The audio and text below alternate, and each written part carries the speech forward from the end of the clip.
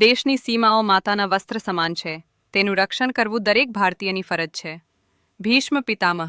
નમસ્કાર દર્શક મિત્રો, સરહદ ન્યૂઝ ચેનલમાં આપનું સ્વાગત છે. હું અનિતા ગોસ્વામી. હવે જોઈએ સમાચાર વિસ્તારથી. અંજારના રાય મલધામ ખાતે ગૌ માતાને રાષ્ટ્રમાતાનો દરજ્જો મળે એ માટે આગોતરા આયોજનને લઈ મીટિંગ મળી.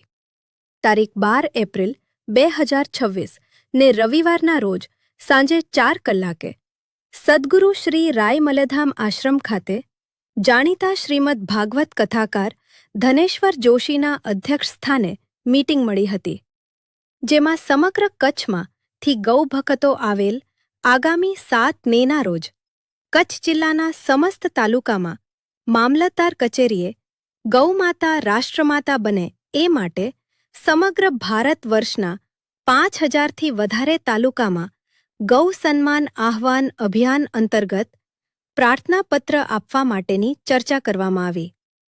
આ સનાતનના ભગીરથ કાર્યમાં કચ્છ કર્મકાંડ મંડળના પ્રમુખ શ્રી દીપેશભાઈ ત્રિપાઠી, પૂર્વ કચ્છ વિશ્વ હિન્દુ પરિષદના પ્રમુખ શ્રી અને પ્રસિદ્ધ કથાકાર શ્રી અવિનાશભાઈ જોશી, ભચાઉથી મહેશભાઈ, ચંદુભાઈ, બળદેવપુરી ગોસ્વામી, અરજણભાઈ આહિર અને ગૌ ભક્તા માતાઓ તથા સુરભી ગૌશાળાથી શાસ્ત્રી જિજ્ઞેશભાઈ રાજગોર તથા સમગ્ર કચ્છ જિલ્લાની ગૌ સન્માન આહ્વાનના નંદ બાબા એવા દીપકભાઈ પટેલ અને મુકેશભાઈ સેવક સાથે મળીને આ કાર્યમાં જહેમત ઉઠાવી રહ્યા છે. કાર્યની સંપૂર્ણ માહિતી આશ્રમના અધ્યક્ષ ગૌભક્ત પૂજ્ય શ્રી ધનેશ્વરભાઈ જોશી પંડિતજી એ આપેલ.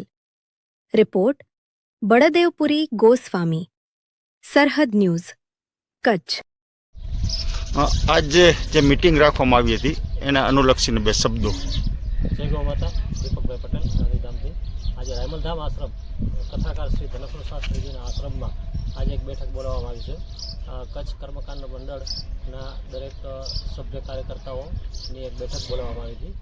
ગૌ સન્માન આહ્વાન અભિયાન જે 7 મે 2026માં થવાનું છે.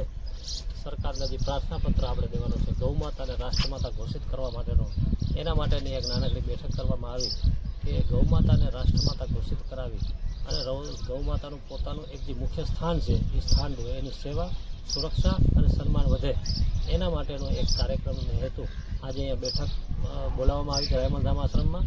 બંને પાસાથી આપણે કામ કરવાનું છે.